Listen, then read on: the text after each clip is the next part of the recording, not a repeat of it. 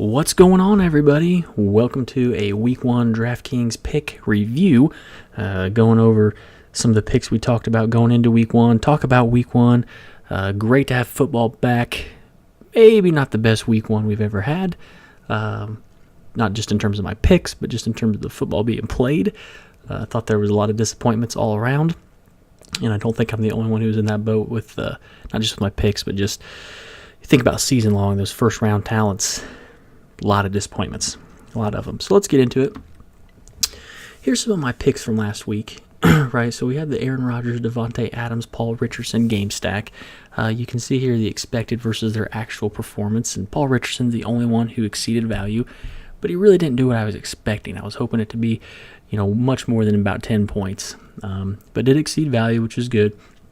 Davante, Aaron Rodgers both came up short.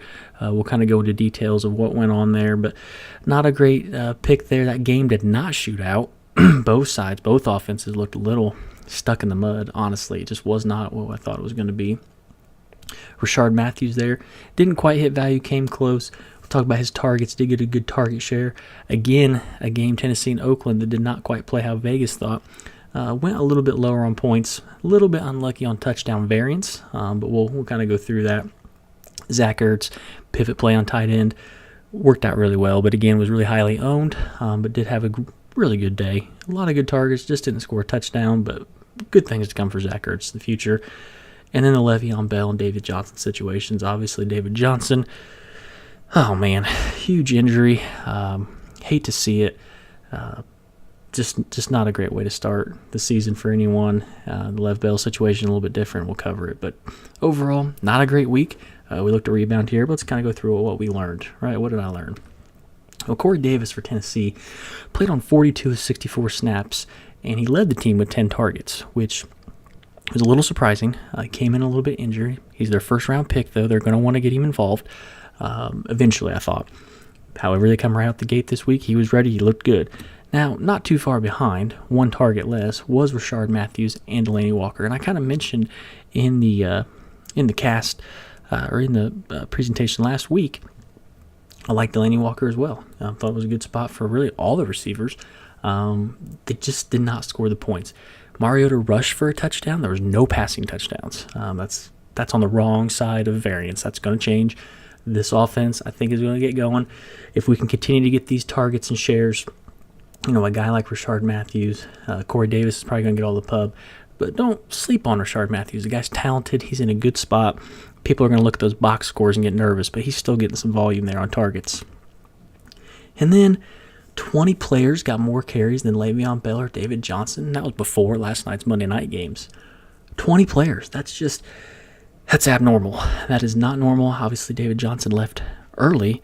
Even leaving early had more touches than Le'Veon Bell did, which we'll get into, but just a very strange situation. And in those 20, Leonard Fournette, Zeke Elliott, LaShawn McCoy, and Buck Allen all had more carries than Bell and DJ combined. What is life?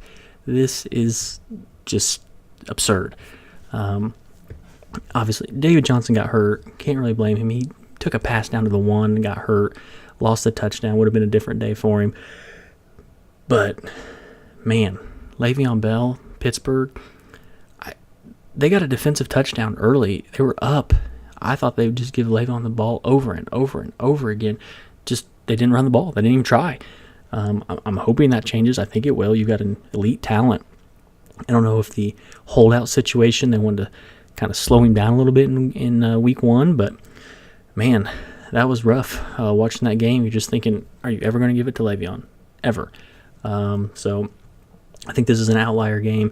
You're not going to see this too often, and obviously it gets us some opportunity because people are going to be scared to play Le'Veon going forward. His price may come down, and he'll still find himself in some good spots. And then also Rodgers targeted Randall Cobb 13 times. I had said it. I was looking to play the wide receiver 2 in the Packers offense. Now, most of the reports that I'd seen in the preseason, Cobb's been hurt the last couple of years. Davante Adams had taken over that wide receiver 2 spot. That's why we played him. Now, he got 7 targets along with Jordy's 8. Wasn't like he was crazy behind. Did get some volume, but clearly Randall Cobb was that wide receiver 2 in this situation and really benefited. Just something that we didn't see coming, wasn't reported on. Just a little bit unlucky there. Still, I think the process was right on our pick there. Cobb and Devontae were both similar price. We just went the wrong way here. Now, Paul Richardson on the other side, again, he eclipsed his value. And the other good thing is he led the team with 7 targets. He tied with Jimmy Graham. Great. That's exactly what I was hoping to see. Just that offense just looked like it could not get going. The offensive line was awful. Russ Wilson had no time. I'm hoping they can get this thing shored up, but they got some concerns there. I mean, I think Paul Richardson, if he's going to continue to lead the team in targets as an undervalued guy in terms of price on DraftKings, he's going to win someone at GPP. I mean, he's going to go off if they can get Russ some time and he can find him. Obviously, he was looking for him. So pretty encouraged by that.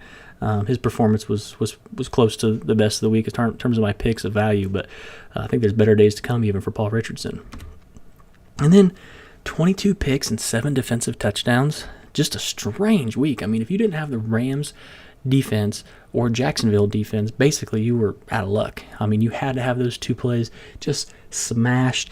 The Colts were woeful. I say that as a Colts fan, here in Indiana. I mean, just so disappointing. It looked awful. 2 pick sixes from Tolzien. Finally got him pulled. But it's just a strange week with that. And actually 3 of the top 6 DraftKings scores were defenses. Again, going back to the way this week lined up, it's abnormal. And that's just not a normal week, not something you can kind of expect or play for. And a lot of these offenses just looked like they were all rusty. I mean, there's a couple offenses that scored well, but for the most part, scoring was just down. Hopefully, it is just rust week 2. These guys will come out and light it up, get a little fired up, score some more touchdowns. So, I mean, really, again, just disappointing and strange week. Just look at your season-long league, right? Of the top 12 picks in season-long, I think only LaShawn McCoy did anything. I mean, Mike Evans obviously didn't get a play. It wasn't his fault.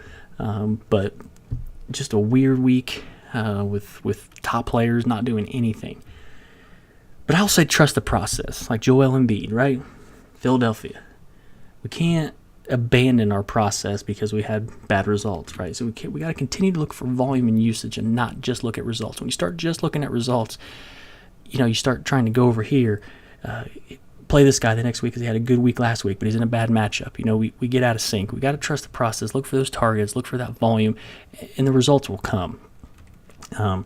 And we're going to use that underperformance, right? They had a bad performance in week 1.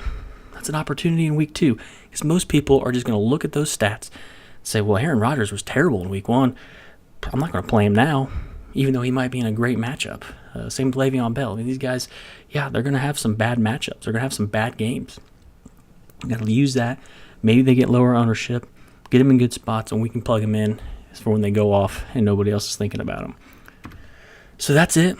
Overall, disappointing week. Not going to lie. Going to continue to use my process. See what we can do for week 2. Here's to a better week 2. Really appreciate everyone who watched the week 1 video. It got over 200 views. I was very surprised to see that. But great. You guys can like, subscribe, ask questions. We can get a conversation going. Love to do that. You can follow me anytime on Twitter @MPlanup. And I'll look forward to putting a video up later in the week with picks for week 2. So we'll see you guys later.